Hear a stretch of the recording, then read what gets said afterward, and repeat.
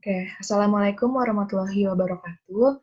Halo semua, halo Mbak Prima dan teman-teman. Pada kesempatan kali ini, dalam mata kuliah perilaku administrasi, kami dari kelompok 9 yang beranggotakan saya, Giovanni, dan ada teman-teman saya, ada Diti, Lana Tasya, dan Salsabila, akan mempresentasikan mengenai kekuasaan dan politik.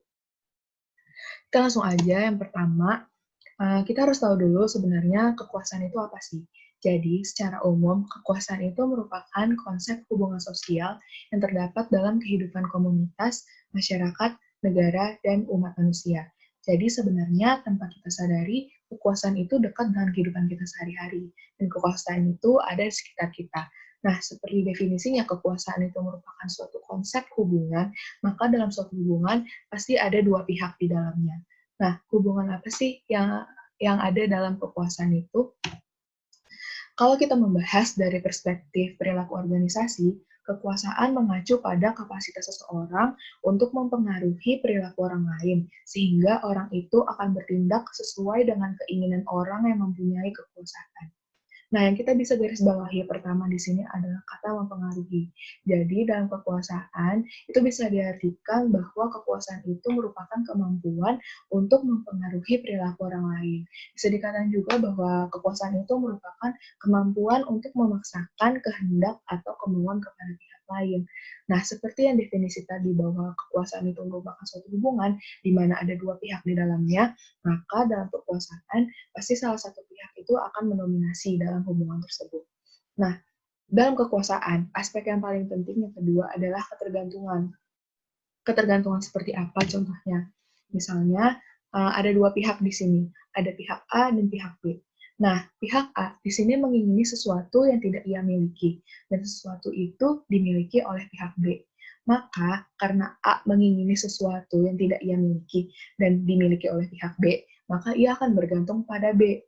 Nah, semakin besar ketergantungan A pada B, maka akan semakin besar kekuasaan B dalam hubungan tersebut. Kita juga bisa ambil contoh misalnya dalam kehidupan kuliah kita sehari-hari. Misalnya, kita mau lulus di mata kuliah A.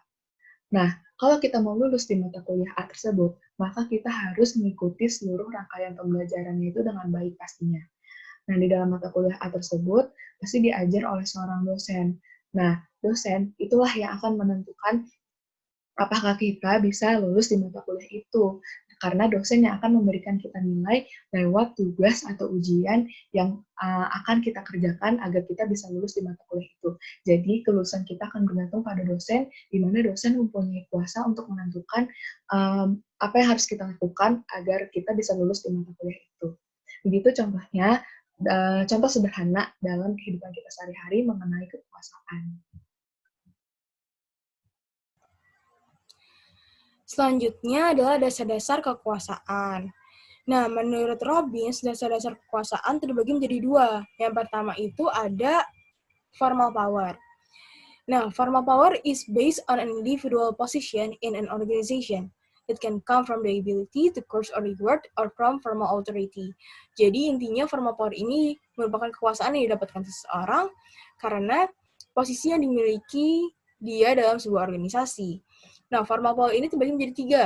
Yang pertama ada coercive power. Coercive power atau kekuatan yang memaksa. Ini seseorang akan bereaksi pada kekuasaan ini karena rasa takut akibat dampak negatif yang akan timbul apabila dia tidak memenuhi keinginan atau peraturan yang ditentukan oleh penguasa yang memiliki coercive power ini. Nah, coercive power ini memiliki kesan negatif bagi penerimanya. Orang yang memiliki coercive power, contohnya bos, manajer, ataupun kepala divisi. Contoh paksaan yang dilakukan oleh mereka, misalnya pemecatan, pemberian tugas berlebih, ataupun pemindahan tugas ke daerah terpencil. Jadi intinya coercive power ini memberikan akibat negatif bagi penerimanya. Yang kedua ini adalah reward power. Reward power ini merupakan kebalikan dari coercive power tersebut, yang sebelumnya telah saya jelaskan.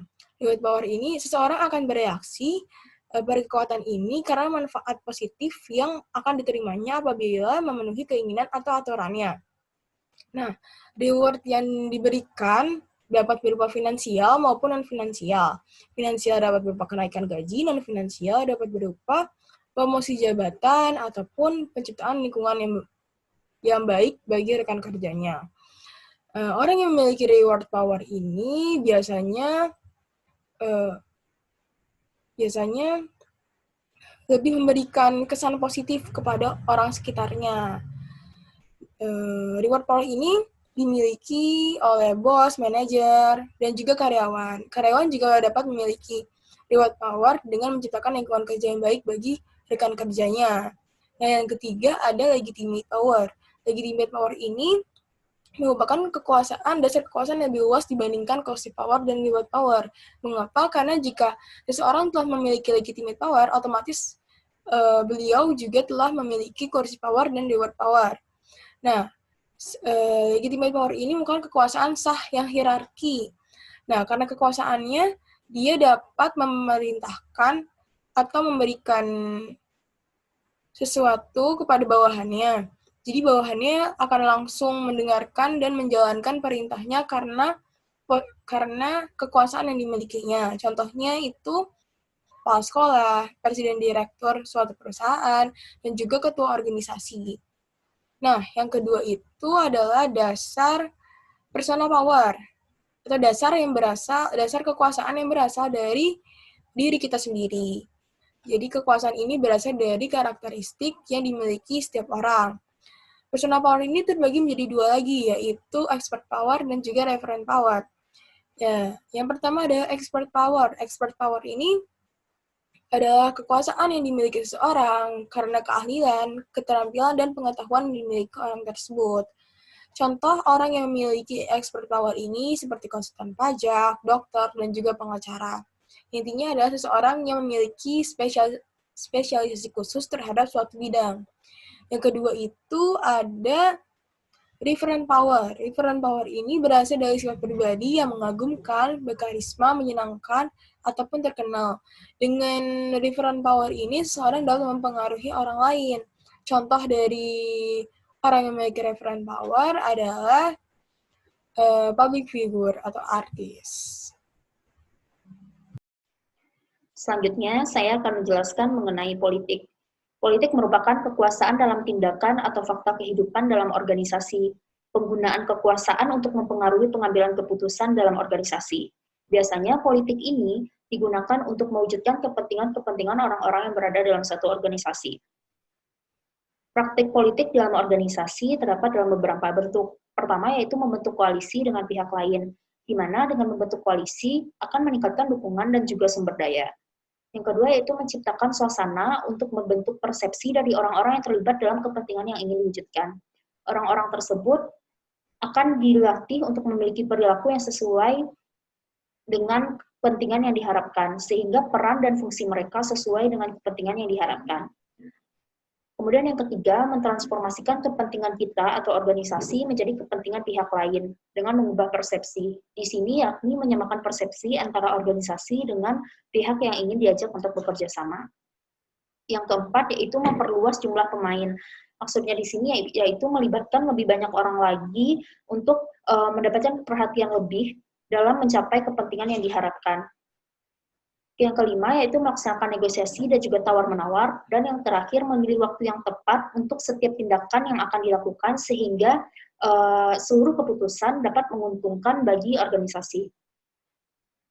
Kemudian impression management. Impression management ini disebut juga dengan self-presentation, atau menurut Irving Goffman, impression management adalah ketika seseorang bertemu dengan orang lain, kemudian pada biasanya orang tersebut akan menunjukkan sebuah kesan kepada orang lain, di mana biasanya kesan yang diberikan oleh orang lain kepada orang yang baru mereka temui adalah kesan baik, sehingga memiliki daya tarik dan juga sesuatu hal yang berkesan bagi orang yang baru menemui mereka.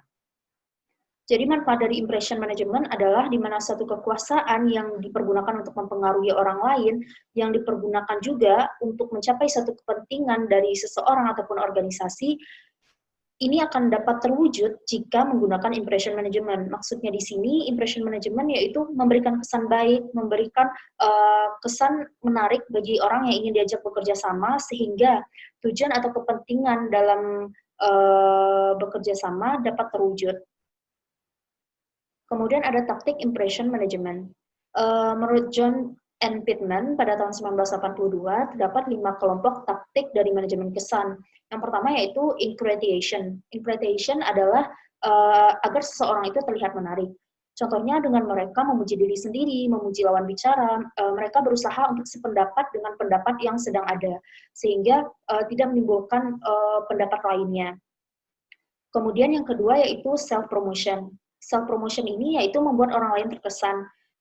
Caranya adalah seseorang menyampaikan kompetensi yang mereka miliki, menyampaikan prestasi yang mereka miliki, sehingga orang lain menjadi terkesan terhadap diri mereka.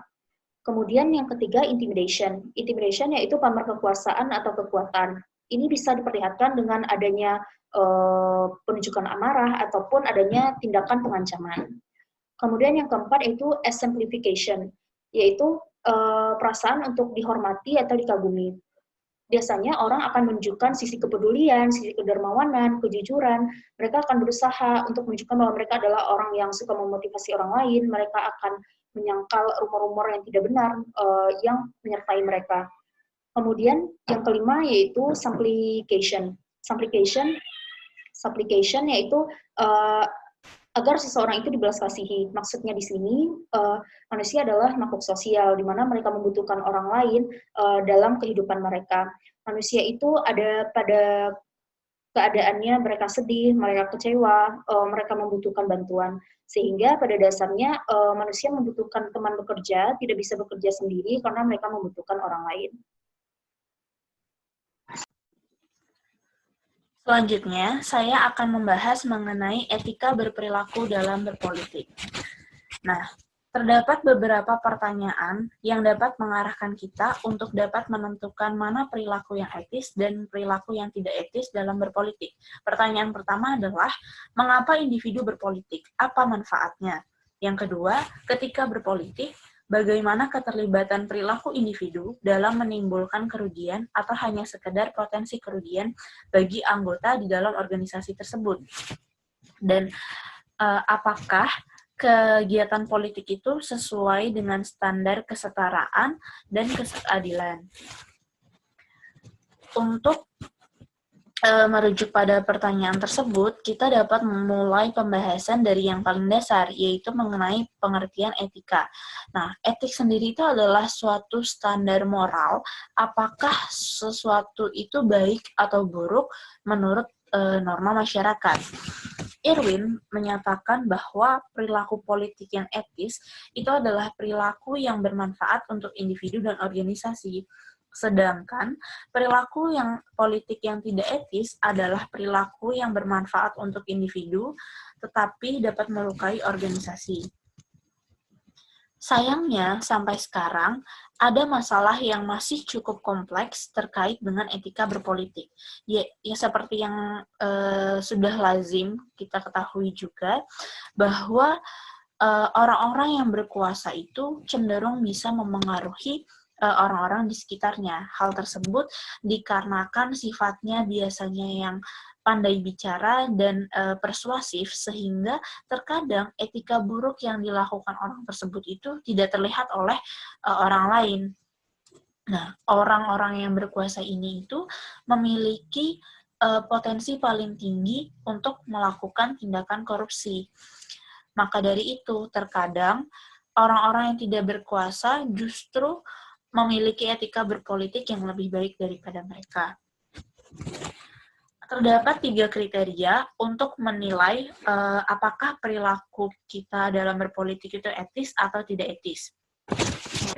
Yang pertama itu ada prinsip utilitarianisme, yaitu prinsip ini tuh mengajarkan bahwa keputusan yang diambil itu harus memberikan manfaat terbesar untuk jumlah orang yang besar. Jadi, mengutamakan kepentingan bersama itu di atas kepentingan pribadi. Nah, yang kedua ada prinsip hak, di mana prinsip ini tuh menekankan bahwa setiap orang itu memiliki kebebasan untuk mengemukakan pendapatnya. Dan yang ketiga ada prinsip keadilan yang menekankan bahwa aturan yang ada di dalam organisasi tersebut harus ditegakkan seadil-adilnya tanpa memandang perbedaan antara anggota kelompoknya. Di sini ada beberapa contoh mengenai mana perilaku etis dalam berpolitik dan mana perilaku tidak etis dalam berpolitik. Yang pertama, ada kelompok cara memengaruhi dengan azas manfaat, yaitu dengan komitmen dan konsensus. Ada juga yang kedua adalah kelompok cara memengaruhi dengan kehormatan, yaitu di mana kelompok tersebut mampu menanamkan ideologi dan cara hidup kepada pihak lain.